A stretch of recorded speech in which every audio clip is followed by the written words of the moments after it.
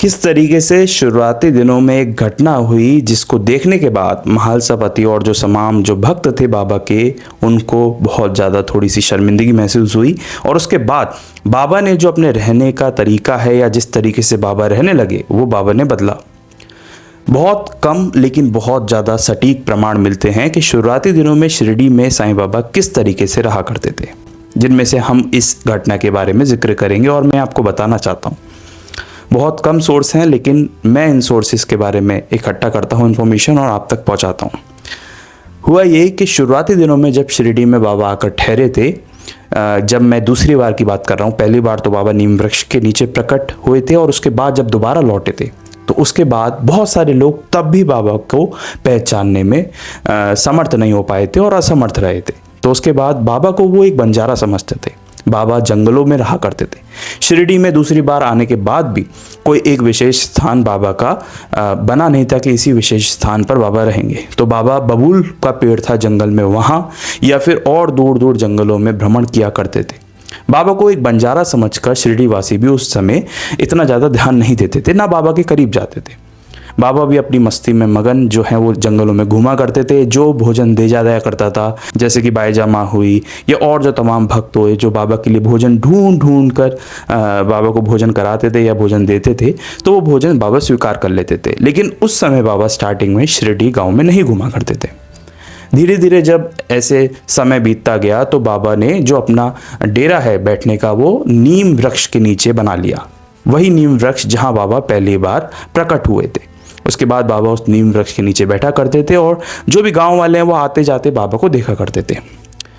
एक बार की बात है जब शिरडी में बहुत तेज तूफान आया, बहुत तेज बारिश आई, जिसमें इतना तेज तूफान था कि कोई भी बाहर उस वक्त खड़ा नहीं रह सकता था।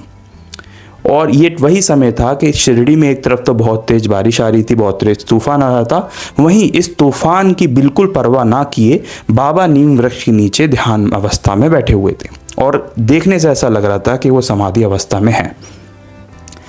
महालसापति और तमाम जो भक्त हैं उन्होंने फैसला किया कि देखते हैं वो फकीर आखिर इस तूफान में कैसे बैठा है, कैसे अपना बचाव कर रहा है, क्योंकि बाबा के पास कोई ठिकाना नहीं था। महालसापति और जो तमाम भक्त हैं वो गए और उन्होंने देखा नीम वृक्ष के नीचे बाबा ध्यान मग्न हैं और ऐसा प्रतीत हो रहा था कि वो समाधि अवस्था में है। उनको बिल्कुल भी आंधी तूफान बारिश से फर्क नहीं पड़ रहा था।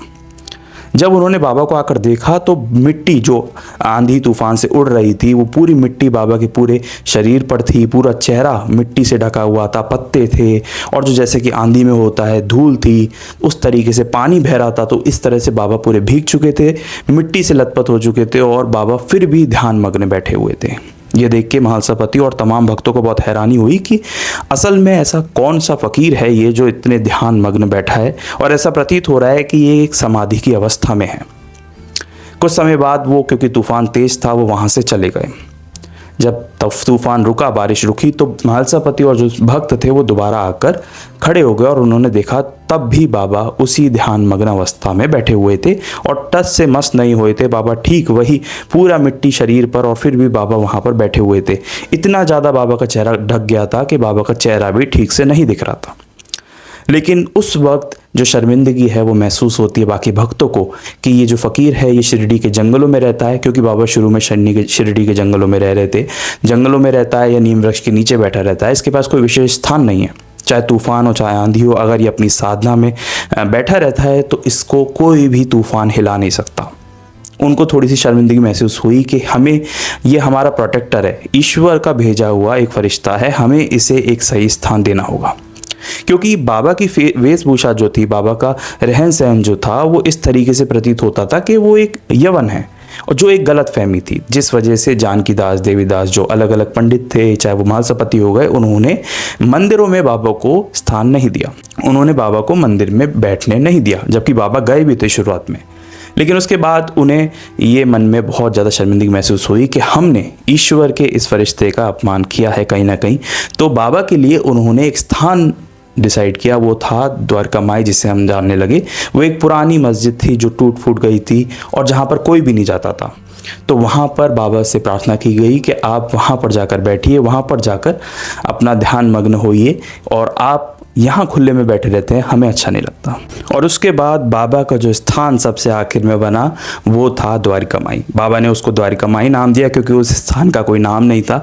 और उसके बाद सब भक्त बाबा को वहीं मिलने आया करते थे। शुरुआती दिनों में बाबा एक हकीम के तौर पर बाबा का नाम अलग अलग जगह फैला, क्योंकि ये साइंस चरित्र में भी दिया हुआ है कि बाबा को जड़ी बूटियों का बहुत अच्छा ज्ञान था।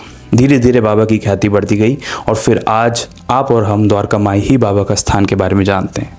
लेकिन मेरा ये उद्देश्य है कि बाबा शुरुआती दिनों में शिरडी आए थे, जब क्या क्या देखने को मिलता है या छोटी से छोटी इन्फॉर्मेशन जो भी हमें पढ़ने को मिलती है वो आप तक पहुंचाई जाए।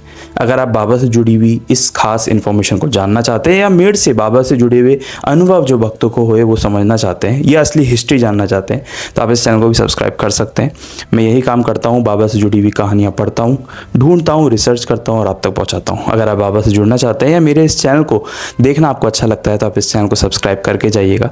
मिलेंगे एक नेक्स्ट वीडियो में एक रियल हिस्ट्री, एक नई कहानी, एक नए अनुभव के साथ। तब तक के लिए ओम साई राम।